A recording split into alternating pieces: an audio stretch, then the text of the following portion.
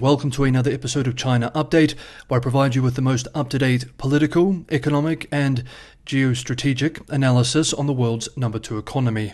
My name is Tony.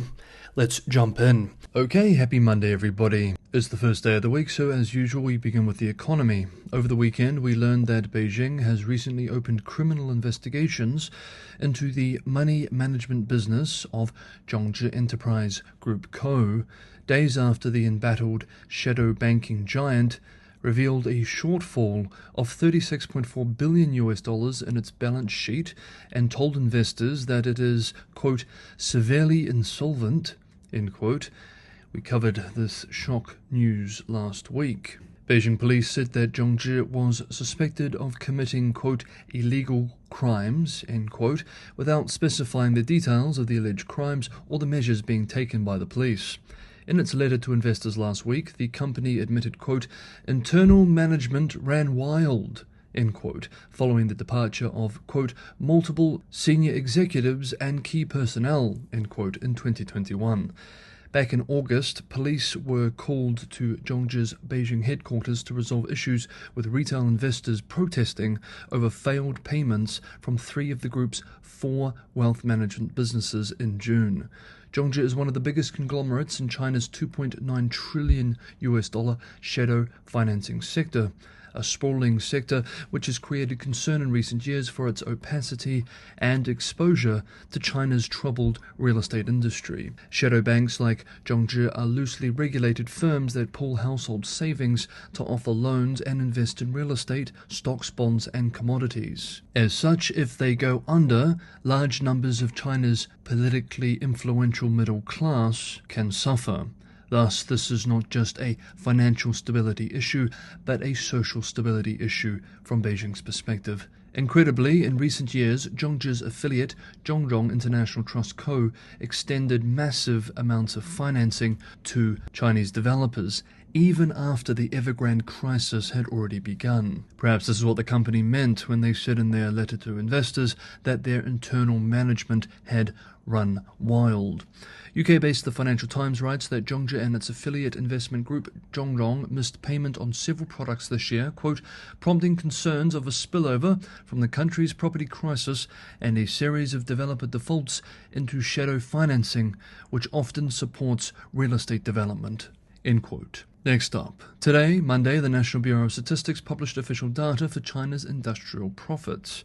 According to the numbers, profits at China's industrial companies rose at a much slower pace in October than the prior month. Quote, as deflationary pressures persisted, suggesting the economic recovery remains fragile in the final stretch of 2023. End quote, in the words of a Bloomberg economist. Industrial profits increased 2.7% from a year ago, a significant easing of pace versus September's 11.9% and 17.2%, which we saw in August. For the first 10 months of 2023, profits fell 7.8% year-on-year. UK-based Reuters writes that companies in China have finally started to see improving profits as the government stepped up economic stimulus. Quote, but there are still lingering weaknesses that are weighing on activity. Manufacturing activity contracted last month, and the years-long property slump remains a drag. And while factory gate deflation had been easing in recent months, prices still dropped 2.6% last month from a year ago. End quote. One more economic update to quickly cover too. Over the weekend, the National Development and Reform Commission, China's powerful national planner, announced that it will again purchase pork from local producers and traders for national reserves in order to lift hog prices, yet another sign of concern over deflationary pressures in the country. Pork is by far China's favorite protein, and the country is both the world's largest producer of and consumer of the meat product. Pork is so important that Beijing has long believed a strategic pork reserve is necessary in order to manage prices and thus social stability. This will be the 3rd round of pork buying for its stockpiles this year to try to stabilize the market. Hog prices jumped in July due to the last round of buying before prices started trending lower again from early August. Pork prices have been soft for years due to high supply and poor demand, hitting the profits of millions of pig farmers hard. As of today, pork futures traded on the Dalian Commodity Exchange are down more than 20% year on year. Hey everyone, I have a big favor to ask. It's just me making China Update every day. It's a tremendous pleasure to do this every day, and my hope is that this channel can grow big enough to justify me doing this as my full-time job, allowing me to pour more resources and time into it and hopefully make the channel even better and increase the quality. The best way to help the channel grow is to like and subscribe. About 50% of regular viewers are not subscribed. If you do watch these episodes on occasion and you would like to see the channel grow, maybe consider subscribing and hitting the bell notification and liking this episode. And for anyone who can go the extra mile and help keep the channel financially sustainable, Patreon and Buy Me a Coffee links are in the description below. As always, thank you so much everybody for the ongoing support. Next up, tensions at China's ocean periphery continue this month. We have a few quick updates on this front to cover. The first is older news, but worth covering here. Australia's military recently stated that on the 14th of November this year, the HMAS Toowoomba was in international waters inside of Japan's exclusive economic zone, en route to commence a scheduled port visit. The ship was there to conduct United Nations sanctions enforcement operations against North Korea.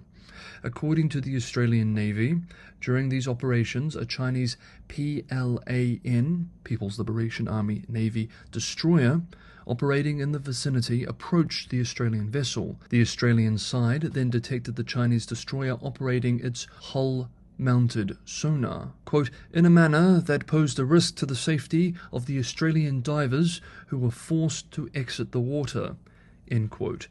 The Australian Navy added, quote, this is unsafe and unprofessional conduct. Medical assessments conducted after the divers exited the water identified they had sustained minor injuries, likely due to being subjected to the sonar pulses from the Chinese destroyer, end quote. China rejects this description. A Defence Ministry spokesperson called Australia's claims, quote, completely untrue, end quote, and said China had lodged formal representations with the Australian side.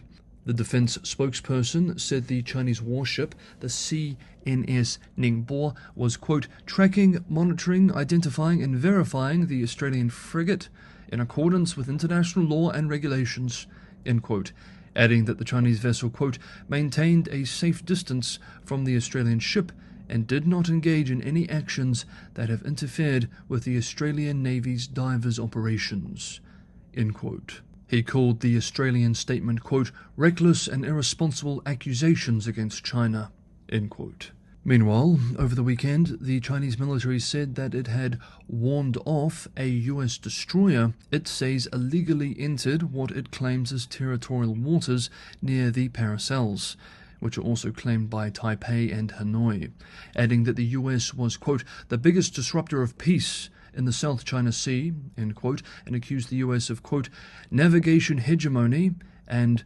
militarization of the South China Sea, end quote. The PLA Southern Theatre Command said it responded by mobilizing naval and air forces to track and monitor the US vessel.